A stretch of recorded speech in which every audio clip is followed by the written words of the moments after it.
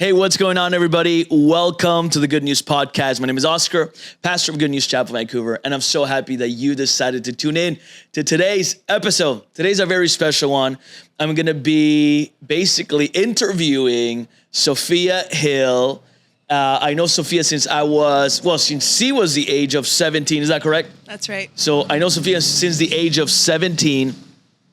And today I was like, you know what? Today's going to be a little bit different. We want to hear your testimony, Sofiya. And so I'm going to ask her a couple of questions. And what I want you to do is I want you to pay attention. Why? Because the secret of men and women are in their stories. And so today I want you to pay attention. And I believe that if you stick with us till the end, the Lord's going to speak to you. Why? Because there are mysteries that are going to be unfold and things that she's going to share out of her own personal life that really define as to how she's now here in British Columbia. Pretty good? Pretty good. Pretty good. And so now we're going to start real quick. Sofiya, first, why don't you tell everybody where you were born, a little bit of your background. Yeah. Go ahead. Well, thank you so much for having me. That's first of all. And definitely, I was born and raised in Belarus. So I grew up and I was raised in Belarus, a small Eastern European country in Europe between Ukraine and Russia. People don't really know about it, but we speak Russian, we speak Belarusian. So I grew up there, grew up in a Christian household. My dad used to be a pastor, so I grew up in the church. I know the ways of the Lord. And then when we were 10, we immigrated to Canada, Montreal. Okay, so you were 10 years old. By the way, it's true that you say that not everybody knows Belarus. That's true. Because I met a young girl at a coffee shop, the coffee shop that run on my house. Yes. And when she told me, I'm from Belarus, and I said, I know where that is, she was shocked out of her mind.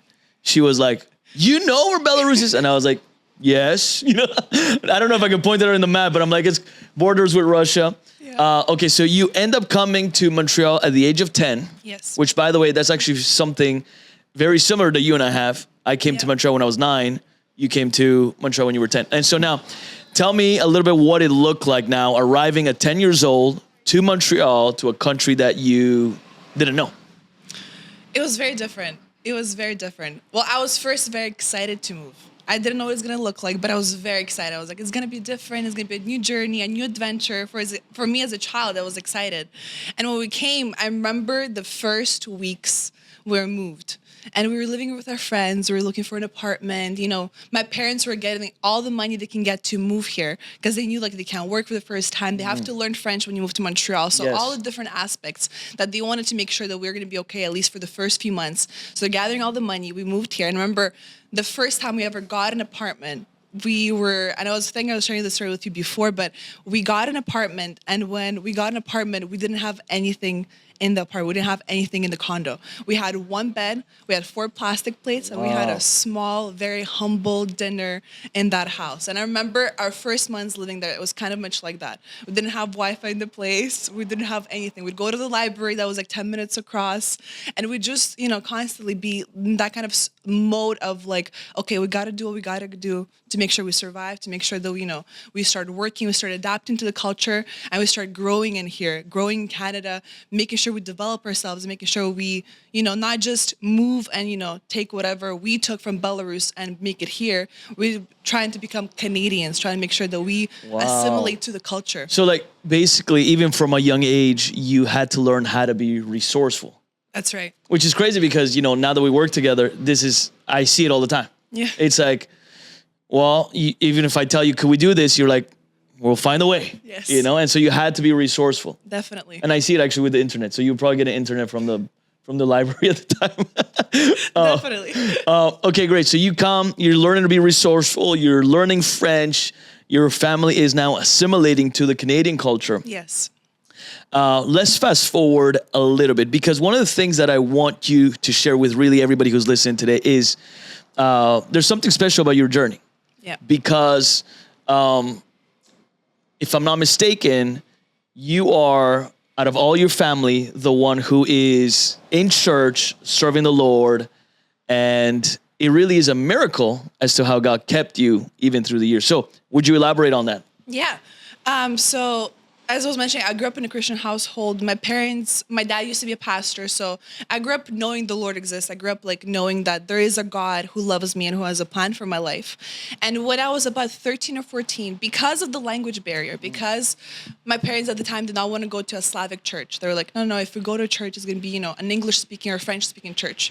At the time, I was learning French, my mom was learning French, and my dad was learning English because of the type of career he wanted to go into. Yes. So we were kind of in a place where we did not speak the same language. So for us to go to a church, we would have to find, a service that holds either all the languages, like with translation, or we're able to find a community where we're understanding each other. Yeah. So then one day, my mom wakes up on Easter Sunday and she goes, I found a church. They have 3 services. They have one in English, one in French, and one in Haitian. She goes, we're obviously going to the French one for now, and then we're going to try the English one. We're going to see what happens, So we go to the service, and then the pastor is preaching a message on Easter, and then he gives a call for salvation. I'm like, I know, this is the one. I was like, I have to go up there. And I was very shy as a kid. Like, I did not want to go do anything. I'm very shy, very secluded. And I remember lifting my hand, for salvation. And my parents are very happy. So I can tell, like, my dad is tearing up. Wow. And I'm like, okay, like, somebody has to come with me. And they're telling me, like, if you are saved, if you have a friend or family that came with you and you want them to come with you, just take them with you. And I'm like, Dad, you want to come with me? And they're like, no, this is your journey. They're like, this is yours now. So how old are you when this is happening? I believe I was 14 at the time. 14 years old. 14 years old, yeah. So I was 14. I get saved that Sunday. And then from that Sunday on, I'm like, I know, like, now I need to keep coming back. So I started coming back to church. It was pretty far from me at the time. So I would take the bus. An hour and a half there, an hour and a half back to the bus. And then I started getting connected to the church, and I was like, they must have a youth group or something. My mom was encouraging me. Like, she goes, you have to find community, you have to find friends in the church. So I plugged into the youth group, and I would do the same thing on Friday nights. So Friday nights, Sunday, I would keep coming back, because I knew there was something for me. I felt so fulfilled coming to church. Were your parents going to church with you at this time, or was it a quick transition where you started going by yourself? It was a very quick transition. I believe for a month, my dad would still bring me on Sundays. He'd come with me. Yeah. And after that, it was kind of like diddled out where it was like, no, I can't come this time. I can't this time. Or I'm not really wanting to. Or like, you'll have to figure out a way to get there. So it was just very quick. I adapted. And we would take the bus everywhere. I think in Montreal, when you go to high school, you take the bus everywhere. So for me, it was like, it's okay. It is what it is, basically. It is what it is. Okay. And so now, if you could speak a little bit to like, really, what was going through your mind? Was it something that you asked yourself the question, I'm going to church, but my parents are not going to church, my sister's not going to church. What kept you going, even though technically now there's no more support from your family in this perspective? I could tell from the beginning when I started going to church, like I realized like that's what I was missing in my life. I knew the Lord exists. I knew there's a plan for my life, but I never knew what it was. I never understood the void that I had. Yeah. And when I started coming to church, that void left. I knew that Jesus filled that void. Yeah. So coming back for me to church was not about my parents coming with me, and that support obviously was not there. Yeah. But I was like, you know what? If that's what I have to do, then I'll do it. Obviously, there was still that part of me, like, I want them to come. Like, I want them to be involved. I want them to be plugged in. I want it to be a family thing. Yes. And I found family in the church, and that was hope for me. I'm praying for my family. I'm praying for my, for my sister, for them to come back. And obviously, having all of that, I was like, you know what? I'm going to keep coming back. I'm going to be consistent. I'm going to be faithful. And I believe there was going to be faithful as well with my family. Yes. Oh, that's actually like, it's very important because at times, people grow up in church and they grow up with a full support of their parents, and their parents are making sure they're going to church, and they're, preparing breakfast before they go to Sunday school class and all that stuff. And sometimes they end up, falling away from the faith. So it is an incredible journey that actually God took you and you maintained. He kept you, you stuck to it. Was there ever a time that you were like, maybe not questioning, but maybe your lifestyle was not reflecting the lifestyle of a Christian? Yes. So before I got saved, I was doing modeling. Okay. I started modeling at around 12, 13 That's from the years old. devil. That's from the devil. Okay, so you're But doing modeling. I'm doing modeling. Yeah. The career of modeling is very different, obviously. Okay, yeah. It's clubbing. I'm just not at 13, but it's Yes. clubbing, it's drinking, it's drugs, it's high intensity, it's a lot of working hours. And when I started at 13, that was kind of the life I was living outside of my school. Okay, yeah. You know, outside of my other work or whatever it was. So when I got saved, I was like, okay, well, I'm not doing anything wrong. I was like, I'm being very holy when I model. Yeah. I'm making sure, like, you know, they're not putting me in clothes that are very open or anything Yeah, like that. yeah, yeah. And then I was not living a life where I was like drinking or anything like that. Sometimes, you know, like I would go out with my friends, there would be drinks involved or whatever, and I was younger at the time. Yeah. But to be honest, I looked tall from the beginning. Yes, like, I yes, was yes. from 13 years old. I was very You don't tall. look tall. You are I tall. am tall. I am very tall. So like people in the modeling career would always think I'm older than I am. Okay, yeah. So it was never a point of like, we have to make sure she's okay. It was Yeah. always like, you want to come to an after party with us? Okay, yeah. And I'm like, I have school the next day. They're like, it's okay, you can skip college I have a classes. curfew. And I'm like, no, like you don't understand. Like Yeah. I'm in high school. Like, Okay, I yeah. can't actually go anywhere. Yeah. So it'd be a place where I was for some time, I was living in that lifestyle Okay, yeah. of modeling, going out with people. Obviously, I never got too drunk to a point I don't remember anything Yeah. that happened that evening.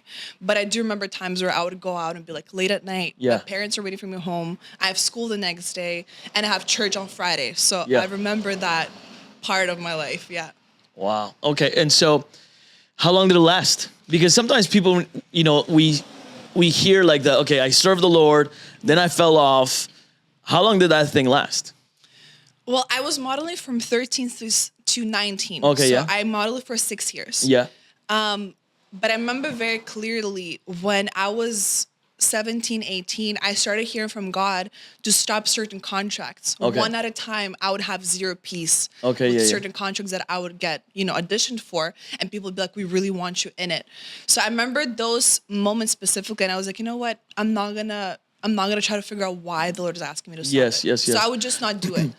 And then I remember the time where you asked me, Sofiya, I have a conversation I want to have with you. Yeah. And you said, I would love for you to join our leadership, our Yes. remnant. And I was like, okay, Pastor. I was like, let me pray about it. And I remember your words exactly. You can pray about it, but I know you're going to say yes. So I was like, okay, no problem. I'm still going to do it. So I prayed and I had so much peace with it that I was like, okay, I'm going to do it. Yeah. And ever since that moment, and then COVID hit. Yeah. Ever since that moment, I've never had peace again to go back into the modeling career. Okay, yeah. I did it, I think, once, Yeah. just to be like, okay, like this is gonna be my last contract ever with all my friends and all of that. And when I got back into it for the last time during COVID, the industry changed so much that I felt so heavy on my heart. Like I felt like a Yeah. weight on my shoulders that I was like, this is not where I need to be at all. Yeah. So I completely took that away from my life. I never went back to it again, and I never looked back. Wow. So how old were you when I asked you to be part of the leadership? I believe I was 18, You were 18 years old. How Yeah. old are you now? 24. 24. And so there's a couple of years there in between. The way that I wanted to do today's podcast really was I wanted people to understand a little bit of your backstory, where you came from, see your journey. Then you and I meet at 17. Yes. 18, you're part of the leadership. Yeah. And now you're no longer living in Montreal. Now you're living in Vancouver, British Columbia. Yep. And so I want you to talk a little bit into that, because today, it was funny enough, today you end up sending me a picture of, I think it was Microsoft, Yeah. Apple, I think a couple of different ones, Amazon, yeah. Amazon, and where the companies actually started. And they started in the garage. Yeah. And it's like, it made me laugh because right now we're filming this in a garage. We're doing the podcast in a garage in my new house. We were doing this in our previous house. Yeah. It's always been freezing. That's why you see us wear jackets and stuff like that. And so now, what causes you as an individual, as a young girl? Now, you met me when I was 18. I was your young adults pastor. Pastor Mel and I moved here. It's going to be 3 years actually in December that we moved here. It's 2 years?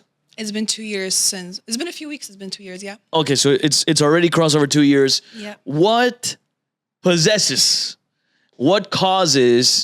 a young girl like yourself to be like, well, man, my time is done in Montreal. I'm going to Vancouver. That's a good question. I think from a very early age, I was somebody who was like, I knew right from wrong. And not only that, I was always getting convicted by God. Yeah. Very easily. And I'm somebody, I think it's maybe the firstborn daughter thing, Yeah. where anytime I'm getting corrected, anytime I'm being convicted, anytime I know I'm disobeying, I just can't deal with myself. Like, I cannot walk away from the ways of the Lord. For me, it's so much better to be obedient to the Lord's voice, to the Lord's guidance, to the Lord's, calling where he's calling you, than to be walking your ways and trying to figure out for yourself.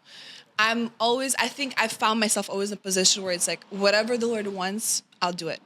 However it looks like, we'll go for it. Whatever it seems like, no matter how crazy it is, as long as the Lord is saying that, I'm going to follow him. Yeah. So I think even from an early age with stopping modeling, when one night I woke up and I was like, okay, I know the Lord is telling me to stop drinking. Like little things like that, one by one, the Lord started revealing things to me and started opening doors to me where I knew that it was not man opening doors for me, was the Lord. Yeah. And as soon as one by one started happening, it was easier and easier for me to follow him. Yeah. So whenever I look back and I find myself here today, I'm like, I know the Lord's hand is in this. I know the Lord is the one bringing me into this. Yeah. I know the Lord is the one sustaining me. I know the Lord is providing. I know the Lord is opening doors. I can't look back to everything that happened in my life and say this was my doing. Or this was something else. I know the Lord has had his hand in all of this. And it's easy when you take into perspective where it's not me. Yeah. It's the Lord. If anything is Lord asking me to do, I know he's going to be helping me. Yeah. I know he's with me. And I know whatever the Lord is asking me to do is because there's a plan and a purpose for it. So I'm just being faithful with whatever he's asking me. And I know he's going to be faithful on his end as well. That's awesome. So what I want to do is I want to kind of paint a picture now for people because, they may see you traveling from Montreal to Vancouver. You've been being obedient when it came to God speaking to you about modeling, leaving that, going into leadership. God starts opening door for you. There's a season in your life where you end up working for a different ministry, an evangelistic ministry. You had to learn how to do video, photography, editing, all these kinds of softwares. It was like, this is it. You got to learn it. And so this, definitely Lord opening doors for you. And you're in that evangelistic ministry.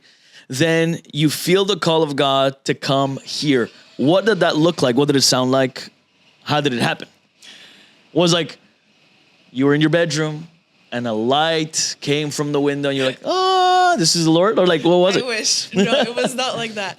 I just finished university. Yeah. When I started working for evangelist ministry, I was still in university. I was finishing my degree. I'm from Belarus. For my parents, a degree is like an essential. So I think we have to put it on a map on this so people know where Belarus is. Yes, we'll do it. So for us, education is essential. Education is essential. Yeah. So it was not an option for me to not go into. Yeah. And already me telling my parents like, hey, I want to work for an evangelistic ministry. Yeah. There's this door that opened for me. I'm going to be traveling. Yeah. I'm going to be learning so many things. My parents are like, okay, maybe you can, Yeah. but only part-time. And then I went into full-time. So Okay, for yeah. my parents, it was really like a drastic change. So I was like, I'm going to still finish my studies. That's what I want to do. And they respected me with that. So they supported me. So thank God. And I believe the Lord was really behind that as well. Yes. But all that being said, I finished my degree and I had this feeling in my heart that there's something that's missing. I was like, I know now I'm full-time. This was the plan all along. Yeah. This was the idea. Yeah, you're doing the whole full-time time. ministry. Yeah. You're traveling, this is you're perfect. editing videos, you are pushing the furthering of the gospel Yeah. in a supportive way, but in it. Yes, exactly. So I was like, I'm doing great. Yeah. This is what I want my life to look Yeah. like. And then I've been also praying about Like Bible that. school. I'm doing great. Yeah, I was encouraging Yeah. myself. Keep going. So sorry. And with all that being said, is that I remember that feeling in my heart where I was like, okay, something is missing. Yeah. Although everything looks great, something is missing. And I was praying Bible school at the time. Yes. And I remember having one conversation with Pam one time where she just texted me randomly saying, I think you should pray about moving. I was like, that's funny. Okay, maybe. Yeah. And I didn't take it into account. We didn't talk the whole day. So Yeah. it was just random what she texted me. And I remember I was reading a book at the time that I started reading before I stepped into ministry. Yeah. And it was a book called The Next Right Thing. Okay. The right next thing. something on the Okay. lines. You know who the author is? Emily Freeman, I believe. Okay. So it's a book about taking, like how to make godly decisions, how to Yes, make yes, sure yes, that you're yes. making like, accountable decisions, stuff like that. Yeah. So I was reading the book at the time and I put it aside after I stepped into ministry. And I was like, let me pick it up again. Let me just finish the Yeah. book. Let me finish what I started. And I read the book, and before I go into the next chapter, I read my last chapter just to, bring back Yeah, to my yeah, yeah. remembrance. And Pam texts me that. Yeah. I look at it, I put it down, and I was like, whatever. I opened the next chapter and it says, quit it. And I was like, that's interesting. Because I was like, maybe this is not where I need to be. I was like, Yeah. I don't know what it is. I was like, I love the ministry. My heart was with the ministry. Yeah. I was like, my heart is with the vision, with Canada. Yeah. And I was like, you know what? I finished the chapter and I was going to bed and I prayed. I said, Lord, if this is your will Yeah. and you want me to move, you have to make it very clear to me where I cannot escape it. I cannot deny that you're telling me to move. And I remember mentioning Vancouver because Yeah. I couldn't think of anything else. I was like, there must be something in Vancouver. We have a church plant. Yes, yes, you yes. moved there. We went with the evangelistic ministry with Evangelist TJ. Oh, with yeah, Evangelist sure. Care. We came. I remember crying the whole 2 services. And whenever I cry like uncontrollably, I know the Lord is doing something. So there must be something. So I was like, you know what? Let me pray about Vancouver. Yeah. I said, Lord, if you want me to move to Vancouver, you have to make it clear to me. Yeah. And I kid you not, the next day I wake up and I'm like, I'm moving. It Wow. was like day and night. It was not the Lord. It was not an audible voice. Yeah, yeah, it yeah. It was not, my lights flickering, everything happening in the Yeah. room, shifting, angels coming to talk to me. It was none of that. Yeah. I just woke up with so much peace Yeah. and so much certainty in my heart that this is where the Lord is leading Like, me. it was like, this is the next step for my life. Yeah. And I'm going. I don't know when yet, but I'm going. I already Or had you a knew time- exactly. Yeah, I had Okay. it. I woke up and I was like, this is interesting. I was Yeah. like, I didn't expect to get an answer like this. Yeah. And I remember when I was kind of like having this conversation with the Lord, I was like, okay, Lord, you know what? I just started working full time. How about I saved? Because I had in my heart, I was like, I don't know why, but September keeps Okay, yeah. coming back to me. And I was like, you know what, Lord, maybe in December. Yeah. I can do it in December. I'm gonna save up for a few extra months, working full time. Yeah. And then I can move. And I remember as it was yesterday. Yeah. I remember when I said that, as soon as I said that to the Lord, I remember being corrected as delayed obedience is still disobedience. Wow. So I was like, no, I can't do it. See, it's interesting to me because at times, like, people say, just take the step, don't worry about the timeline, which is a true statement at times, But it's interesting that the Lord gave you a month. Yes. Because when my wife and I even came here, it was like the Lord gave us a month and a day. Like, Yep. it was go December 1st. And so I remember talking to Pastor Steve, I'm like, we feel to go December 1st. He ends up saying, why don't you just go after December, go in the new year, spend time with your family for Christmas and then go. And I'm like, I don't know. I feel like I need to go December 1st. And I talk to Pastor Mel, my wife, and she's saying the same thing. She's like, what? We'll do whatever you want. She goes, but why don't we go after Christmas? I'm like, no, we have to be December 1st. And like, long story short, what ends up happening is we get here, the first Sunday that I'm here, there's a major snowstorm, which is insane because they lied to me. Vancouver is supposed to be like the Florida of Canada. That's right. And so we land here, it's a major storm. We have to act quickly, get a new location because the school that we were renting, they said you can't meet here. Obviously, schools were closed. So we went to another school. We were able to rent it. We pivot. Within 7 days from that day, somebody in our congregation ends up passing away. And, the importance of being here by obeying the Lord as to why December 1st. Because even I was asking myself, like, why December 1st? Why do we come here and there's snow? Now we got to pivot all this. I could have avoided all this.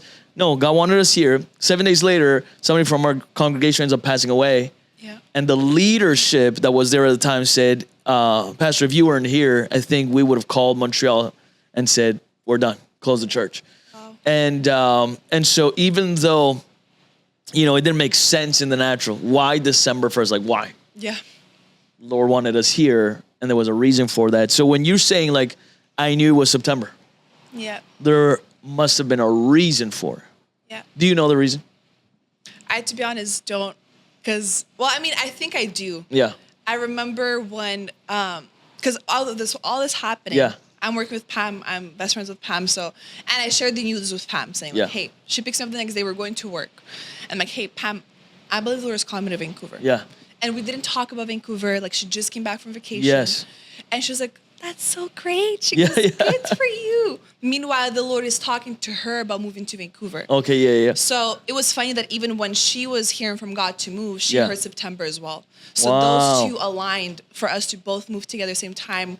When we spoke with you and with Pastor Mel, when we Yes. spoke with Pastor Jessica and Pastor Steve, everybody was so into the idea, into the saying like, this is the Lord. Like, Yeah. this is not just random.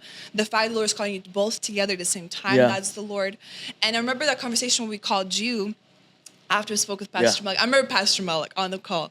She was Pastor Mel- ecstatic. she was crying. Yeah, I yeah, remember Pastor Mel going like you better not be joking right now. She Yeah, goes, yeah, you yeah. better be moving here. And then we're both like, all of us are crying. And then she goes, hold up, are you moving to Vancouver, Washington or Vancouver, BC? Yeah. So she was super happy. Yeah. And I remember like, I was like, just don't tell Pastor Oscar. We want to call. We want to tell Okay, him. yeah. So we call you and you're like, this is amazing. And you have this smile on your face Yeah. that you just cannot like, erase. And you're like, Yeah, you yeah, keep yeah. smiling. You're like, this is like an answer to prayers. Yes. And we had another conversation about what we're going to do when we move. And obviously with my background in media and stuff like that, you're Yes. like, I think it'll be great if you can join and you can help us in that. Yeah. So like definitely whatever is needed. Yeah. And I remember coming and the first Sunday you're like, so if you'll have, take a month off or take a month where you can just get integrated into the church, get plugged in, connect to people and stuff like that. And then you're going to start, putting your hand to the plow. And I remember after that first Sunday, you came back and you're like, so never mind. Next Sunday, you're on. So maybe that's what it was. Yeah. And I jumped in really quickly, I think, which was great because however to help, I was really happy to. Like, however I could put my hand to the plow, Yes. I was like, I'm ready for whatever it looks like. And I think probably that's what it was. Oh, that's incredible. I'm sure that's what it was because, the Lord knows exactly where our church was at, where we were at, Yeah. what we needed. And you know what's amazing to me is that really the Lord knows exactly who he sends you. Yeah. And I love that because the more I look at our church, I see people like you, I see people like Pam, I see people like John and Hope. I see people from have come from different places Yeah. and sometimes even the most unconventional way, but yet God brings people.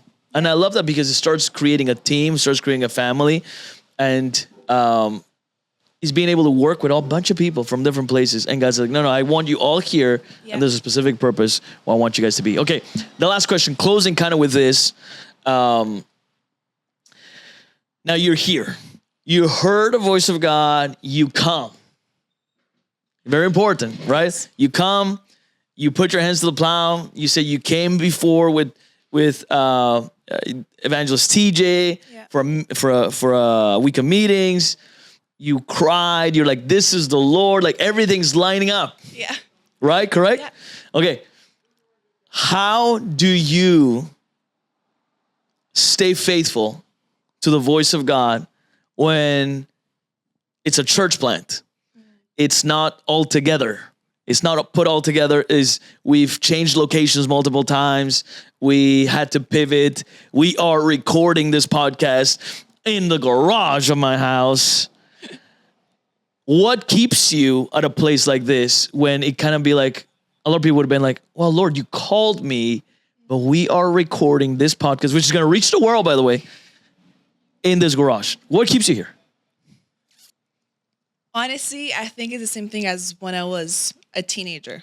I think it's the fact that the Lord has always been faithful and he always somehow shows up and encourages me through everything he does around me. Like to me, started working for an evangelistic ministry, started working for the church. Everything has been followed by so many answered prayers that I even sometimes would forget that I prayed. Yeah. I prayed about Vancouver. I prayed about it and the next day within 24 hours, Yeah. I had an answer. For me, started working for the church. Yeah. That was an answer to prayer. Yeah. I told myself after working for American Express when I was working Yeah. at the time and, helping the church, I was like, Lord, I don't want to go into another job and keep going from secular to secular Yes. positions. I was like, if I do work now, if I change my job, it's going to be working for the church. Yeah. And then the Lord, opens doors Open the for door. that. So I think the fact that the Lord has been always faithful through every single thing. Which is crazy because I remember correctly, we had put out a job application, Yeah. and many people applied. I think many people, a handful of people applied, Yeah. and you didn't. I didn't. And yet God made a way, That's right. which is amazing on that.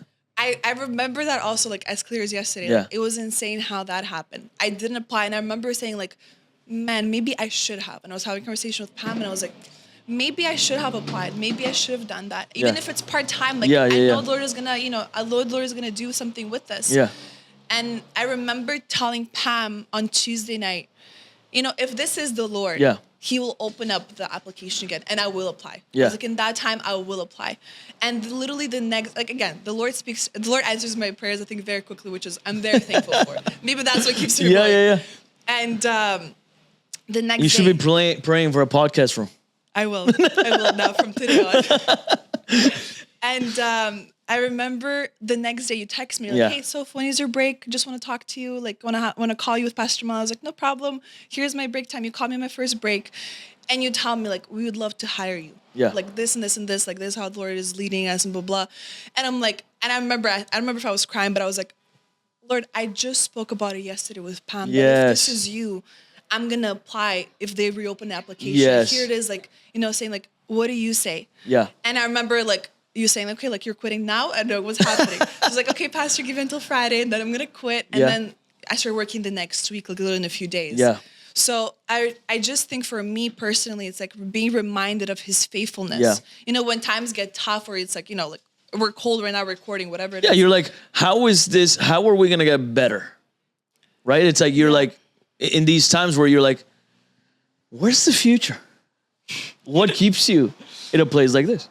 And knowing that the Lord is going to come through, Yeah. knowing that He's faithful. The word tells us clearly that His faithfulness endures all generations. Yes. He's clearly been faithful with every single step of my life. I can't expect Him to fail now. Like, Yeah. I know that He's going to come through for me. I know that He's going to come through our Yeah, yeah, church. yeah. I know that He's been faithful with, with our locations. He's been faithful with, with our lives, with your life, Yeah. with our leaders' lives, with our people's life. The testimonies we hear, the things Yeah. that we're seeing that the Lord is doing in our church. I know that this is just the beginning of everything that He has in store for us. Yeah. We're a very young church, but there's still so many things that are happening. There are testimonies Yes, to churches absolutely. that are a lot older than us. So for me, it's just be reminded of all the things He's already done, and keeping my eyes focused on the prize, keeping my eyes focused on the fact that He's way too faithful to fail us now. Like there's Absolutely. nothing else that, like for me, it's like, if I wasn't gonna move to Vancouver, it's like I don't know what I would do with my life. Yeah, yeah, For yeah. me, there's no other option. It's Yes. like either this or we die. Revival or we die. Either There is this or I nothing die. else. There is No, nothing absolutely, absolutely. Just to finish off for like everybody who's listening today, in just a moment, I'm going to give you an opportunity basically to, if there's something that you want to leave the people who are listening with today, right? Like maybe something that got placed in your heart, or a word or something. But also, before I let you do that, I just want to encourage you, because the thing is that you are a leader who has vision. And so like, this is what requires to be a world changer, really, because when you cannot see it with your natural eyes, you have to really see it with your spiritual eyes. That's right. And, and I love that, because I believe the people that God is surrounding us with, Pastor Mel and I, is people like yourself, people like, our leadership, who is like, anybody could be like, well, it's going to be 3 years of the church. We're still recording in a garage. We're going from one location to another. Yes, the church is growing and God is doing wonderful things. People are being healed. People are being saved. We're doing outreaches. We're doing one this Friday in the city of Vancouver. So God is constantly doing stuff through us. But at times you're like, when are we going to get this stuff, And so I just want to encourage you, because that's really what it takes to be a world changer. Yeah. That's really what it takes to do what you're going. You become really a pioneer, because, we didn't talk about this, but you are leading the youth and young adults right now. Yeah. And so like, that's the type of character that you need in order to lead a people, even when they may not be like, where are we? We feel like we're in the desert. You're like, no. We're going to go to the promised land. We're going to see people be changed. God's going to heal people. You're going to grow. You're going to mature. You're going to get married here. And one day we're going to look back in 10 years from now, and it's going to be like, look what the Lord has done. And I think that is the type of person that you need in ministry, the type of person that Christians should be. Yes. But especially if you're going to go into full-time ministry like Sofiya right now she's doing, is you need that, for lack of better words, that grit, that tenacity, that like, yes, you know, God spoke and I'm not moving anywhere because he's too faithful to fail. Yeah. So now, I just wanted to encourage you with that. But basically, if you have one thing to say, kind of like, you know, when we preach at times, we say, look, I preached 5 points, Yeah. but if you didn't hear anything I said, what is that one thing that you want people to remember out of today's podcast? You can look at the screen. I think the one thing that keeps coming back to me as we're doing this podcast is I was sharing on Friday night, I was preaching on Elijah, and it kept coming back to me about how, you know, like sometimes you expect the Lord to speak to you in like this huge ways, you know, with an earthquake, with the wind and all of those. But sometimes all you need is a whisper to hear what he's speaking to you. So I want to encourage you today that if maybe, you know, you're expecting the Lord to do like this huge move for you to go and do something, I want to remind you that all you need is just one whisper, one word from him. You don't need many signs. You don't need many things to, you know, go follow with that. All you need is to follow and to be obedient with he's speaking to you. If you are finding yourself in a place where you're not hearing from God, I want to remind you to go back to the last place where you heard him. Get back into your word, get back into your secret place, and you're going to see how he's going to be faithful in your life, how he's going to encourage you, and how everything is going to start aligning in your life. You're going to find purpose, you're going to find fulfillment, and he's going to be faithful to do his part. He's going to be faithful to show up in your life. But just obey, give him your yes, and pay attention to that whisper. Sometimes that's all the encouragement you're going to need. Amen. Amen. Sofiya, thank you for doing today's podcast with me. People are going to listen to you every Thursday because that's why you record a podcast, especially if you're a young person. Obviously, anybody can listen, but if you are a youth and young adults, make sure to tune in to Sofiya's podcast every Thursday. She's spitting fire, no doubt. And thanks again for listening to today's episode. I wanted to do it a little bit different today, basically letting you into Sofiya's journey, and hopefully it encouraged you. Now, if it did, what I want you to do is I want you to share today's episode. Now, first thing is I actually want you to give me a comment. Comment on today's podcast. What spoke to you? What resonated with you? What's something that you maybe even said, you know what, I didn't know this about Sofiya, and this is actually very interesting. This was encouraging. That's number one. Number two, if it blessed you, go ahead and share it. Because if it blessed you, then it will for sure bless somebody else. Oftentimes people ask me, Pastor, how can I share the gospel of Jesus Christ? Well, you know what? It starts like this. If you saw it on a video, you heard it on the podcast, go ahead and share it on your social media platform. It actually means the world to us. And that's pretty much it. Love you. And I can't wait to see you next week. Peace out.